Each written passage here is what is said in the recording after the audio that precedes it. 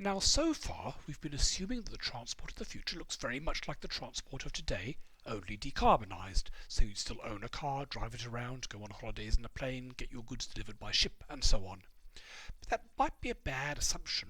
The transport of the future could be quite different, and that will have different implications for all the various problems we talked about. Now, one major change that's probably coming pretty soon is self-driving cars. People have been promising these for 15 years now, but it looks like they are finally getting to the stage where they are actually reliable enough to use. Many years after people thought they were going to do it, it's proved to be a much harder AI task than people had imagined. They could get to 99% reliability quickly, but going to 99.9 or 99.99% reliability has been very hard. But they're now getting to the stage where the self-driving cars are more reliable than human drivers, which granted is not saying very much. And most people in the field think that the big impact of this is not going to be people buying a self-driving car, that will certainly happen, but self-driving electric robotaxis. The basic idea, getting a taxi ride is generally more expensive than owning your own car, though less than you'd think. But the reason why it's more expensive is because you're paying for that driver. But if you don't have to pay for a driver, if you have a self-driving car, in principle it should be extremely efficient. After all, most cars are not in use most of the time. You could share the cars between more people, and hopefully these would be electric vehicles, so you're talking about self-driving electric things, and it could well be cheaper and better than owning a car. No pollution, quiet. If these automatic driving systems are more efficient, that means they can be more safe than humans, so maybe you can save some of that 3.5 million road deaths. And it'll also free up a huge amount of land. You won't need a garage in every house or a garage beneath every apartment block. If you have robotaxis you can call to your door. They can all be stored, I don't know, somewhere in the outskirts of town in some giant warehouse and then come out when they're needed. So this could be a major plus for transport. It's not going to solve traffic congestion. You might just be in a queue of robotaxis, but it might solve several of the other problems. One thing that would solve traffic congestion would be flying cars, or probably once again flying electric robotaxis. For aircraft, long distance aircraft, battery power is prohibitive, but for just zooming around the city, you can avoid congestion by not having everything stuck in one plane, but being able to use the third dimension. Normal aircraft are too dangerous and too unreliable, but electric powered robotaxis like this one can be very good because they have lots of engines, so the failure of even one or two is not going to kill you. So that makes them much safer. Again, having large numbers of drunken drivers and bad drivers in charge of flying vehicles sounds too dangerous for most people's safety tolerance. But again, if these are self-driving, self-flying electric robotaxis, it could be very good.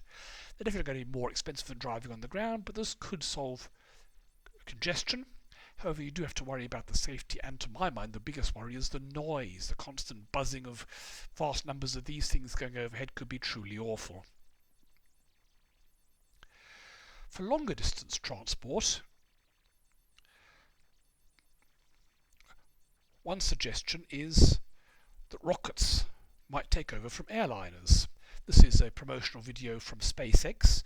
Their Starship rocket, which is supposed to be fully reusable, with a cost of maybe only $100 per kilogram to space, might bring the price of rockets so low that you can actually feasibly use them for transport not into space but from point to point on Earth. And in that case you can get from anywhere on Earth to anywhere else in maybe 45 minutes. So here they've got a visualization of a trip from New York to Shanghai. So the idea is you get onto the Starship, it takes off. Needs a much smaller airport than normal airports because it takes off vertically.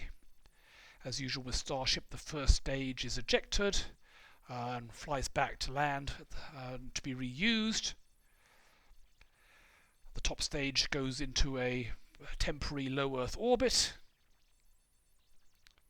travelling at orbital speed, so about 27,000 kilometers per hour. Gets to the other side of the world in maybe half an hour or 45 minutes. Then fires its rockets to slow down, and in this case they have it landing on a barge off the coast of Shanghai. How feasible is this? Well, it's not going to be cheap, but it's not going to be millions of dollars. It might be tens of thousands of dollars, so it might well be a perfectly feasible mode of transport for at least the world's rich business people. Not that much more expensive than a supersonic transport on Earth, and very much faster, but I don't think it's going to be mass transport for everybody. And a final option, maybe we don't need to travel at all. So much of travel is to go to meetings or to chat to people about business, and maybe with virtual reality getting so much better, you could have some sort of virtual reality telepresence. Already this happens a lot. People would work from home or they'd have Zoom meetings around the world, but that's certainly not as good as actually being there. There's plenty of evidence of actually being in the room with someone, and all the informal chats that happen outside of the room is really important. But maybe they can solve that and they can get virtual reality so it's really like physically being in a meeting. You might have your three-dimensional avatar wandering around, chatting to people, having all those informal discussions that make real meetings so much more valuable than just Zoom calls. So maybe technology can actually get rid of the need for a lot of travel. Or maybe people just like travelling. But that's a final option that might save an awful lot of carbon dioxide emissions.